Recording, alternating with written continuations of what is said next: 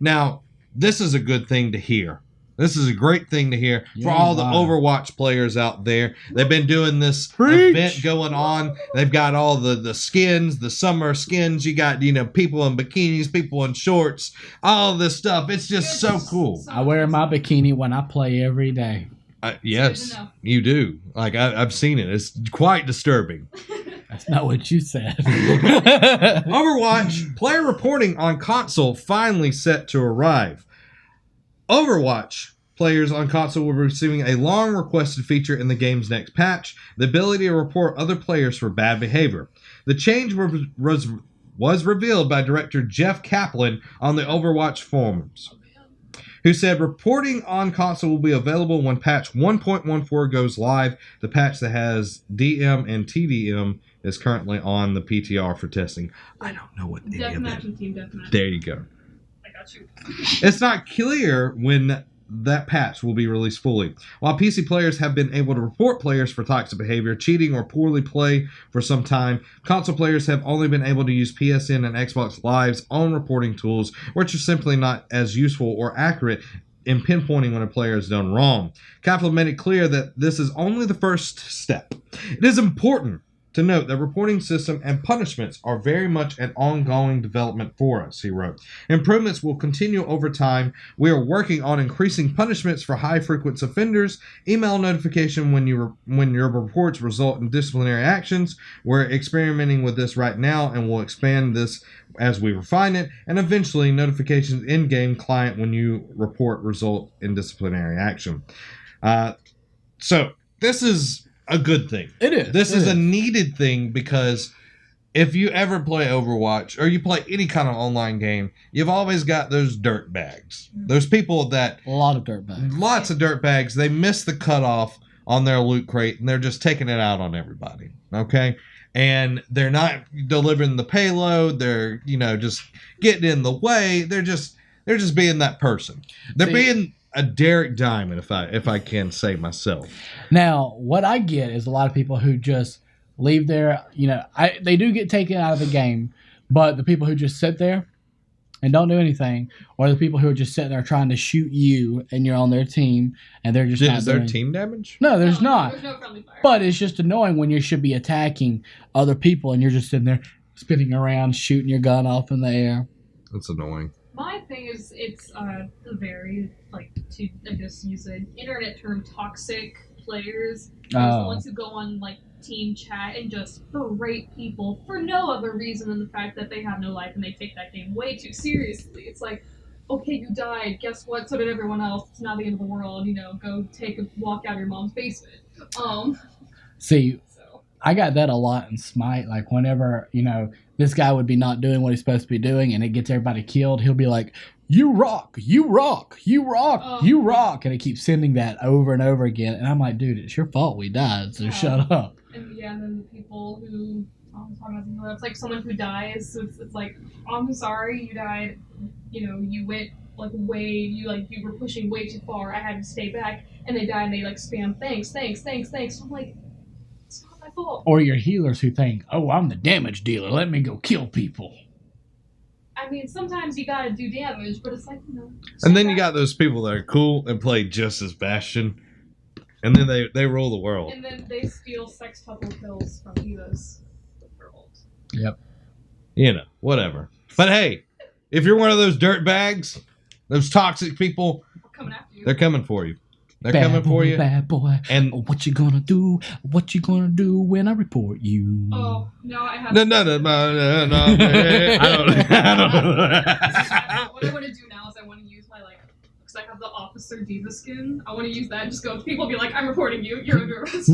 I do like that they're actually going to send people emails and notifications that, hey, we've taken care of this. It's not just like... not out. Just out there. Like Microsoft I and do really like PSN, that. when you send something over, you don't hear anything. You don't know anything that's happened. Yeah.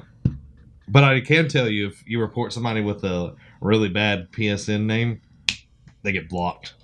Well, that is something that does happen a lot. I've had a few of my friends, they're like, hey, I'm like, why ain't your mic working? He was like, oh, I got a ban. So, You know, it's happening on both systems now, where they're starting to catch up with catch up. With the jerks and the scum and villainy. Yeah. So there you go, guys. That's exciting news. Next exciting news is We Happy Few to launch on PS4, Xbox One, PC in April 2018. This game has been one that I've been No. As it eats. has been really like on the forefront of my mind. I know with Xbox they've had a like you could pay to play like early access of the game. I'm not going to do that. Yeah. I'm sorry, but it is something that I've been really, really wanting to do. Available April 13th digitally and at retail, Compulsion Games has partnered with Gearbox Publishing to launch We Happy Few. In addition to previously announcing the Xbox One and PC releases, a PS4 version will launch on the same day. The game will be available both digitally and retail for $60 USD. Thanks to the studio's partnership with Gearbox, the scope of We Happy Few is expanding, and such will feature a full-length story campaign played as 3 different characters and more than 250 unique encounters. Each playable character has their own set of unique benefits, as well as their own dark backstory. I'm excited. This game looks awesome. It looks super fun, too. Every time they put out a trailer, it's just like, oh my God. It's so creepy and eerie. Mm-hmm. Like, you know, you're not seeing what's really going on in the city. Mm-hmm. Like, while you're on the drug. Yeah. But when you're off of it, you're like, it is. Why are they killing? So freaking dark. Why are they killing things? And like when they're over there, well, what animal? They were eating cake, but it was a rat that they were eating. Yeah. And like when you took the pills, it was a cake again.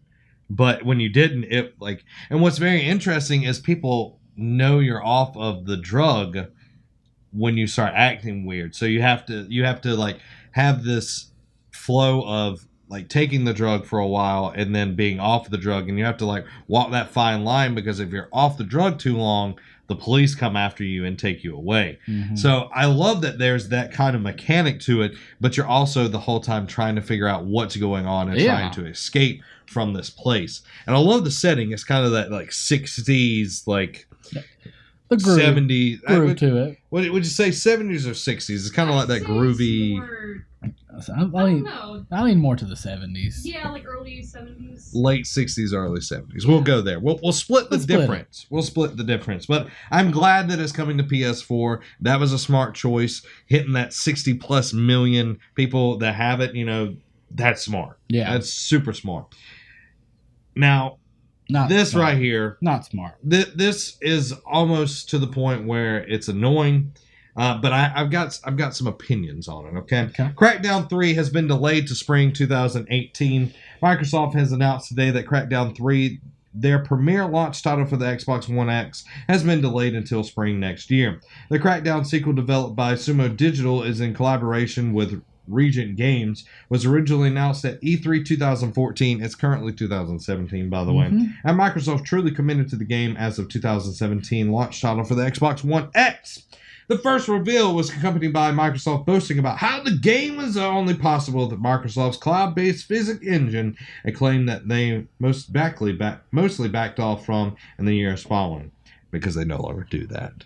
But anyway, Crackdown 3 was last shown at E3 2017, where it was revealed that the game will star actor Terry Crews. The Xbox One X is scheduled for release on November 7th, 2017 originally, and now it's been pushed into 2018.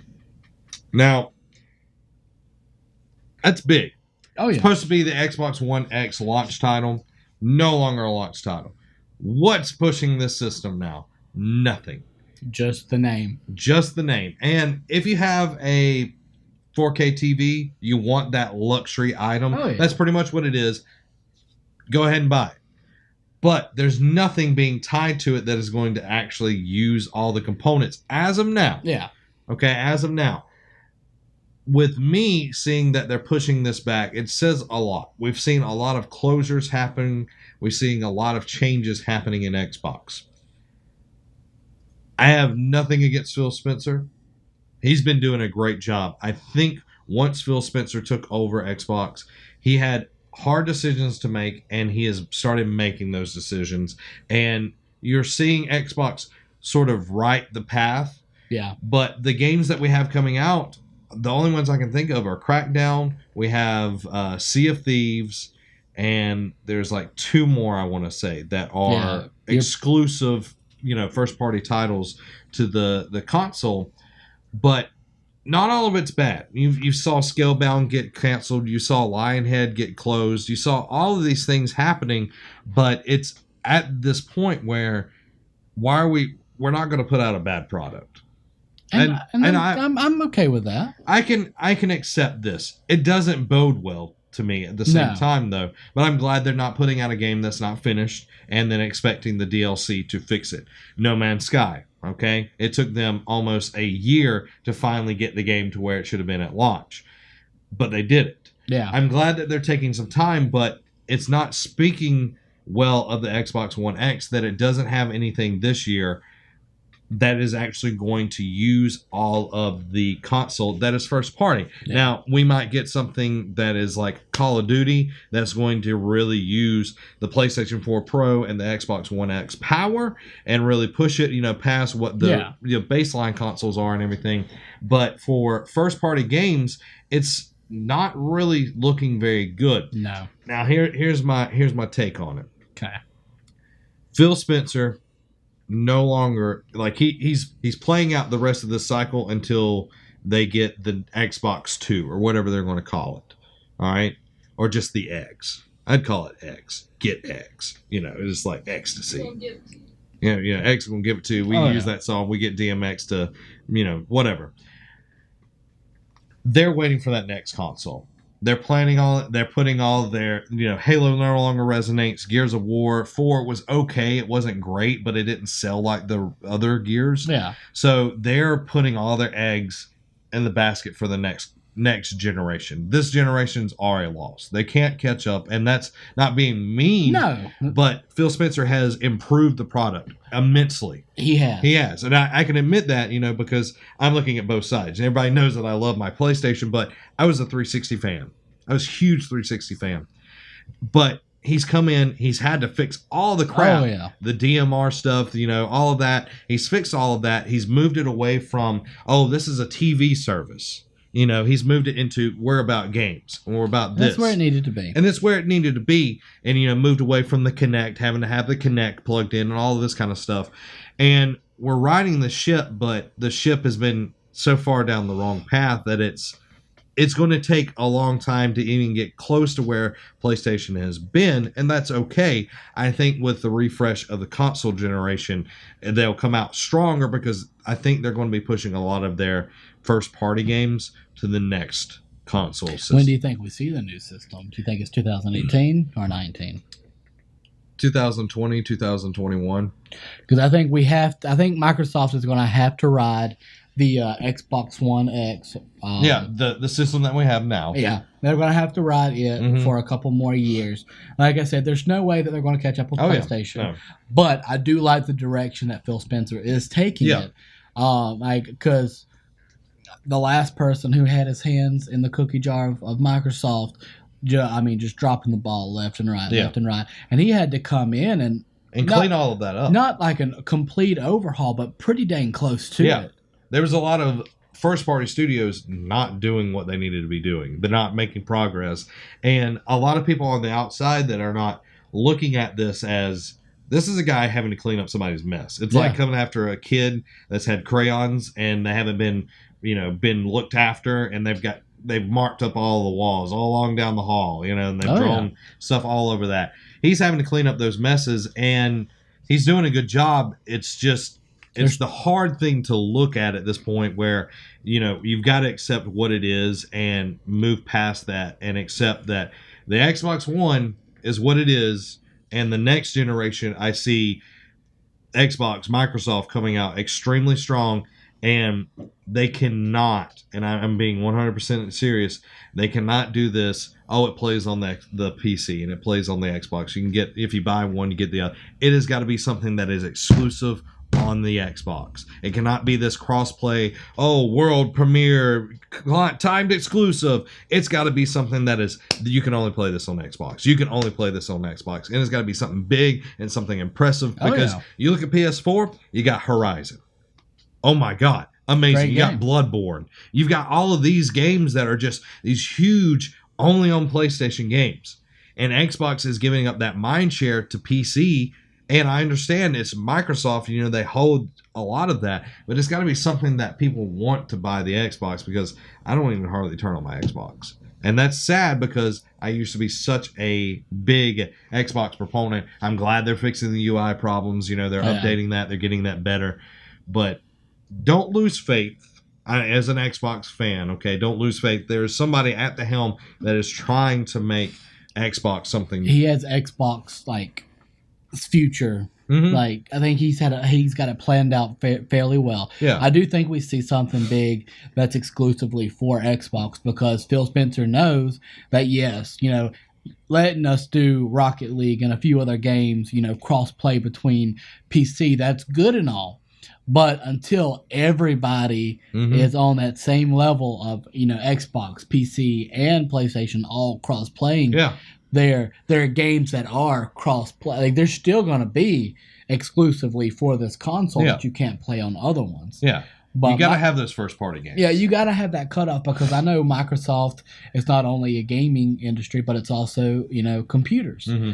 But it has to draw a line somewhere. We cannot have everything on both. That's where you get the third parties to do that. Yeah. For me, we've seen each company deal with this sort of thing in its own way. We saw it with the Wii U with Nintendo. Everything was bad. They were putting out exclusives. No one was buying that thing. Mm-hmm. It was like 13 million, I think, was the top that it sold in its console cycle.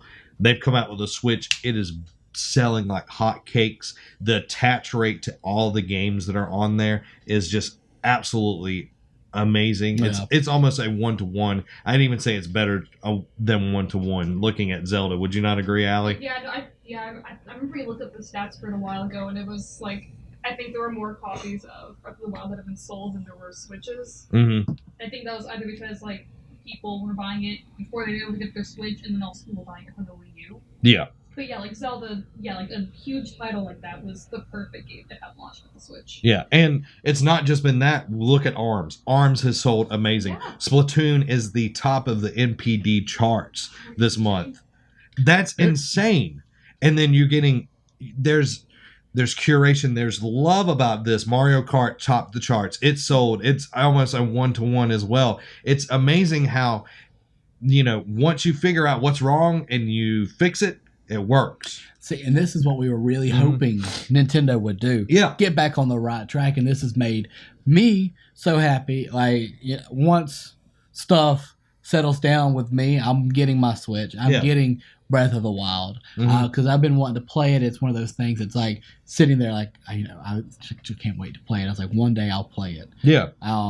Well, and I think, I'm going a roundabout way to say this. PlayStation was the same way. PlayStation 3 was abysmal when it first launched. It was too expensive and all of these problems, and that's why the Xbox 360 struck hard at the beginning of that generation. Mm-hmm. And then PlayStation overcame that at the end of that cycle because they had all of these exclusives. They had that game library. They did everything. And then you saw at the beginning of this generation, PlayStation came out there. They were like, this is all about the gamers. This is what it's going to be. Blah, blah, blah, blah, blah, blah, blah. And Xbox went the PlayStation 3 route and tried to control everything, all of this. And that's what the roles have been reversed. And I hope that having somebody like Phil Spencer at the helm, that we see that change. And now PlayStation is going back into their old ways of doing things the wrong way. So it's that cycle. You have that ebb and flow. Yeah. Okay, the ebb and flow. So and you looked at that, when it was the original Xbox generation, guess who was on top? PS2. Mm-hmm. Everybody had a PlayStation 2. Amen. I had both, but I love my PlayStation 2. Oh, yeah. I love PlayStation 2. And then it switched, like you said, Xbox 360, and then PlayStation 3 was And then, it's just always going to keep going like that. And it's just going to be interesting to see what happens with this next set of things. I did some fact-checking, and Wii U sold roughly 13.5 million. That was good, man. Brief. Good. I'm good. Really good. I'm good. Look at you. I know. It's all that studying. Now, I'm so freaking excited. I watched a video on this morning. It is going to be so good. I think I'm going to ask Allie to come over and live stream this. Yeah, I'm going to ask her to come over and live stream this just because I know she's 10 times more of a fan than me and you are. That's Not true. saying that we can't, yeah. but I think I'm going to do that with her. Assassin's Creed Origin is the exploration-focused future of the franchise. A whole new world. A huge world with no directions. It's an adventurous paradise. Assassin's Creed Origin is the most open-world Assassin's Creed game Ubisoft has ever created. It stretches and pushes the boundaries of a historical sandbox, fundamentally restructures the way missions are delivered and played, and places an almost singular focus on exploration and discovery. Origins may be the beginning of the series from a chronological and story standpoint, but from what I've seen behind the scenes, its emphasis on an exploration and freedom is creating the future of the franchise. Now, I'm not going to read all of that. What I've seen and what I've heard has been absolutely amazing. I watched 18 minutes of gameplay. Did you watch it? Yeah, I meant to text you back, but I forgot. Did you watch it? I'm 10 minutes into it. Okay. So, we're seeing a side mission take place in the Great Pyramids. And you could leave, you can come back. But it is so much different. Like, the gameplay is just combat itself is so much more in depth. But I love that there are several different ways you can go about achieving your goal here. You could be stealthy the whole time and not kill anybody except for the last person. You could go in swords a-swinging and kill everybody. You could do a mix of everything. And I love that. And I love that the character is not this like young whippersnapper. You know, he's about 30 years old. He's respected. He has a respected position, which is a magi. And you need to watch the video that's up on IGN right now. I got my southern drawl over here. Right now. And it is very good about explaining what the main character is. But seeing that gameplay and seeing the end of it, the kids that are walking or going to Memphis in this at the very end of it, you literally could find them on their way to Memphis like later on. You could like be going to Memphis to, you know, visit that place, and you would find them like they travel in real time. Really? Like however long it takes to walk to Memphis is how long it's going to take for those NPCs to get to Memphis. Huh. So that is super cool to me that they're putting in all of these things, and the just the detail to everything. It's not just, okay, you're going to go eavesdrop on this person, and then you're going to go pickpocket that person, and you need to hire some hookers to be around you to distract the guards and all of this kind of stuff. There is depth to this game, and I'm so happy that they took the time off from Syndicate and spent time on the game and put into the game, and not just the world, which is amazing, but the character as well. Like the character, the Magi are like police, peacekeepers, that kind of deal, and they're appointed by the Pharaoh. And that's pretty much a god appointing you that position, so they have respect from the people. It's not just kind of like, oh, I'm an up-and-coming assassin, you know, that kind of stuff, like all of the other ones have been. It is going to be so nice, and the game looks gorgeous. Mm-hmm. Allie, do you have anything on the gameplay that you want to add? Just that you can tell they really put a lot of you can feel a lot more love in this game. Like because Syndicate is definitely like one of, if not my favorite games. I adored Syndicate, and you could tell that. I mean, Unity was a good example of, like, you know, they were doing the yearly game. Again, love Unity, but I know they had a lot of problems when they first came out. And then Syndicate, like, you know, they tried to polish it up some more, and they were still, like, you know, they had all these little characters. But in this, you can tell, I mean, like, everything down to, like you said, like, the NPCs walking real time. There's so much love and care put into this. It makes me really happy to see that this franchise that I adore so much is getting this revamp that it so desperately needed. Now, one thing that I'm okay with getting one every other year if they can put this amount of detail in their games, because, you know, it did get kind of overwhelming there for a little bit of every year. You know, you're buying it every year, and this is a franchise I have not been able to show it the love and tenderness that it deserves. Mm-hmm. But just watching, the way that things are just so different now than in the first one. Like you said, we don't have to go eavesdrop on people. We don't have to do these super repetitive, because I know. Or you clear the map and then you come back halfway through the game and do the same map again. Like, just to see how far it's come from the first one to what Origins is going to be. Mm-hmm. The first one being the world's most repetitive game. Oh, yeah. Definitely. To something that it's going to, like, versatility is going to be the biggest thing in this one. Because you said there's so many different ways you can come at a problem in this game. Mm-hmm. It's beautiful. Yeah, like, they definitely tried, like, having a step towards that with Syndicate, because with Jacob, that, he's the brute, he's the fighter, so that's definitely the whole, just brute force your way. Whereas Evie was stealthy, so if you wanted to do a more stealthy version of missions, if you could choose between the characters, that decide how you wanted to go about it. So yeah, you can see like where they're starting to get their ideas for Origins, so that way they could, make it this expansive game that it is. But it's also, seeing as how it's the literal beginning of the Brotherhood itself, they were able to make it anything they wanted. So it's like, okay, well, how did this all start? It's something totally different, something we've never seen before, because it's the beginning. It's the rough and gritty start of it. So I'm really excited. One thing that I thought was really cool on the old Assassin's Creed games, like if you left the mission area, like it would restart the mission or whatever. Now that's no longer a thing. Like you can be in a main mission and leave the area, and like you can come back and be at the same place. You don't have to restart it and everything. Well, sometimes it was nice to be able to restart. Cause it's like, oh no, okay, I did something bad. I need to do this. Yeah. One thing that also was really cool, the side mission that they showed, you could wait till the enemy went to sleep and kill him in his sleep instead of fighting him out in the open. So you've got all these options to play the way you want to play, which is great to see, and I can't wait for this game to come out. It's coming out in October 25th or 27th. I can't remember now. It's 27th. Doesn't say it at the bottom. I'm fairly certain it's October 25th, because it's like the same. There's like 27th. 27th? Yeah, okay. Because Mario. It's Mario Wolfenstein and Mario. There we go. Wolfenstein and Mario are coming out at the same time. The date where all these games are coming out, and then like a week before there's another 3 games that are coming out. I'm like, God, I'm gonna be so the broke fall. in October. It's fall and now the beginning of the year. Like the summer, they don't put anything in the summer. I'm just like, put something in the summer so I can play. Yeah. And it's like fall, and then like March and April. Like January was awful. Not awful as in like bad games, but it was like money wise. Now, what's going to be interesting, EA Games talking about their support of the Nintendo Switch. Yep. And it's all dependent on FIFA 18 success.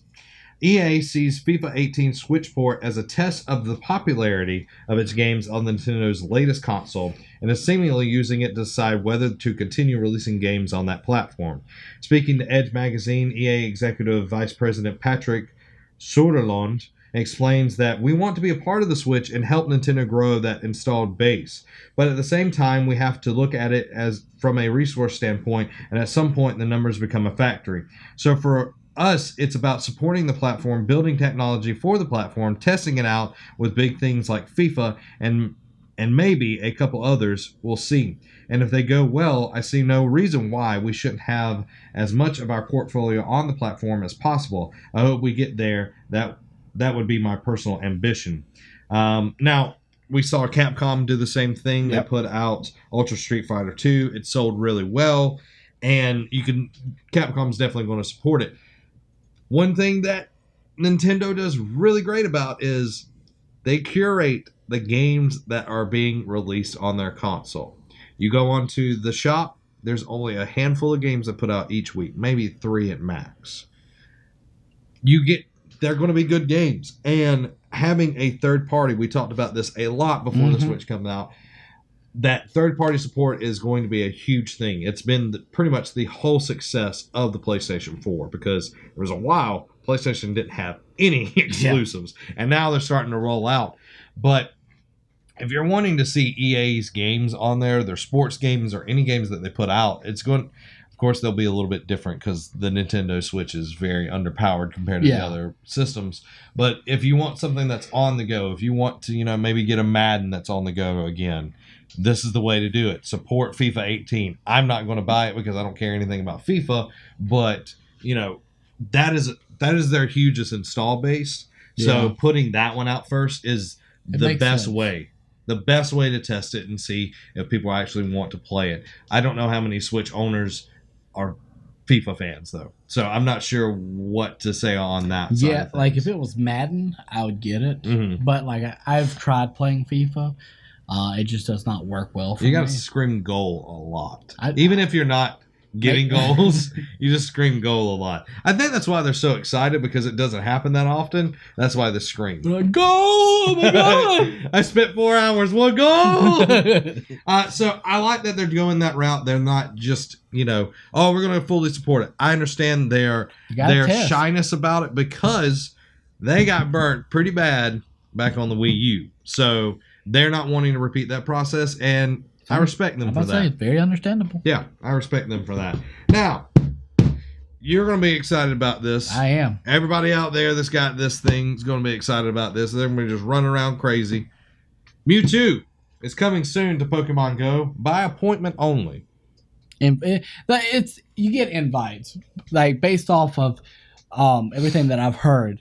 Like that's why I've been trying to raid a lot more. Mm-hmm. If you've done a raid at a gym where Mewtwo is going to be, you'll get an invitation for that one. We don't know yet how long it's going to take, like how far back they're going to go, whether it's a day, a week, a month release of raids. Yeah. How long you've had to beat a Pokemon in that raid.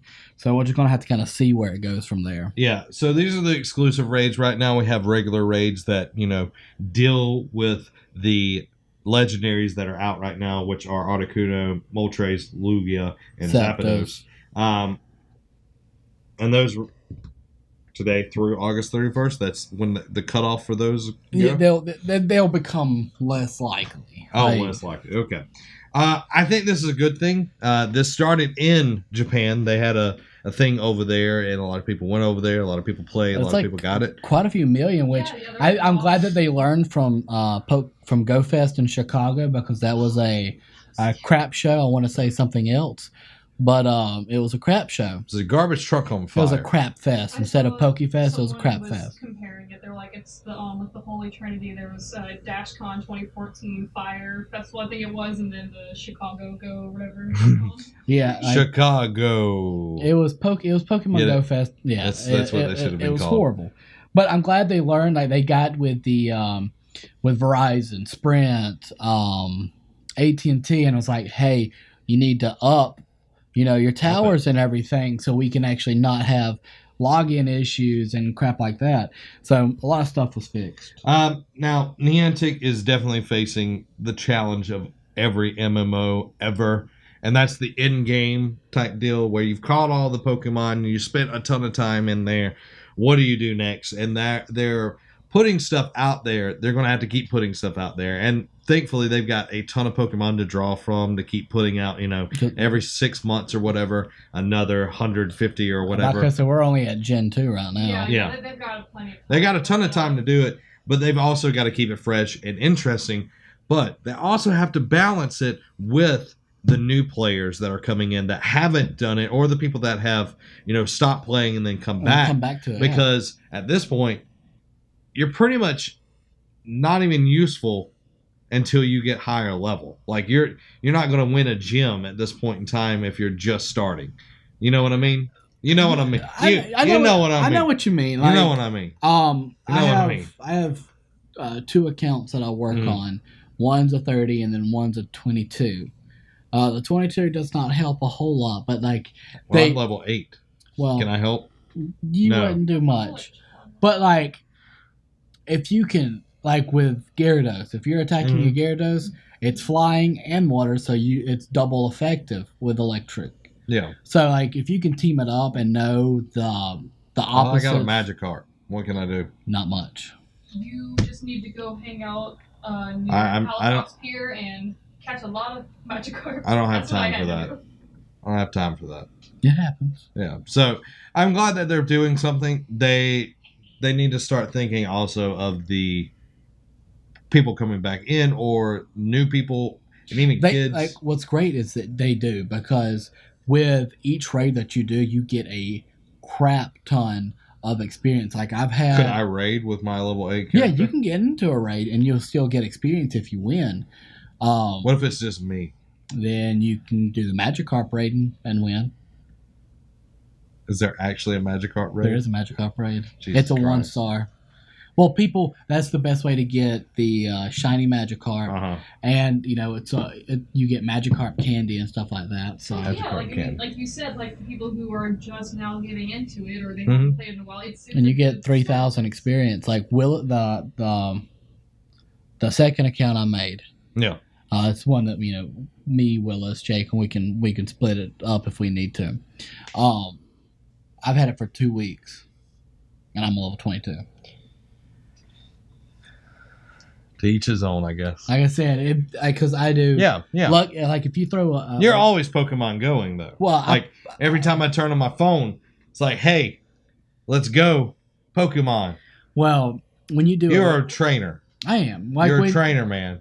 Gotta catch them all. When you do a legendary raid, you get 10,000 experience. That's a lot of experience. It is. And with me, I have a lot of lucky eggs from where I've leveled up a lot. Yeah. Well, lucky eggs double the experience you get. So, when I do a legendary, I'm getting 20,000 experience right there, plus whatever I evolved during the 30 minutes my lucky eggs go. And so there's ways you can quickly level back up. See, if you need any tips, check my boy Rob out. I got you. I'm your trainer. Old Rob Dog over here out. He can train you. He owns his own gym. Close your eyes and squint a little bit. Yeah, there you go. That's Brock right there without hair. So there you go, guys. There is all the news that you need to know. If you enjoyed that, go ahead and hit that subscribe button. If you want gaming content, you can go over to Nerd Cave Gaming right there. If you want to support us, you can check out Patreon right there. If you want more videos, check them out right here. Go ahead, pick one of them. I wonder which one you're going to do. If you're going to be cool, you'd pick any of them. All 4 of them. You'd be awesome.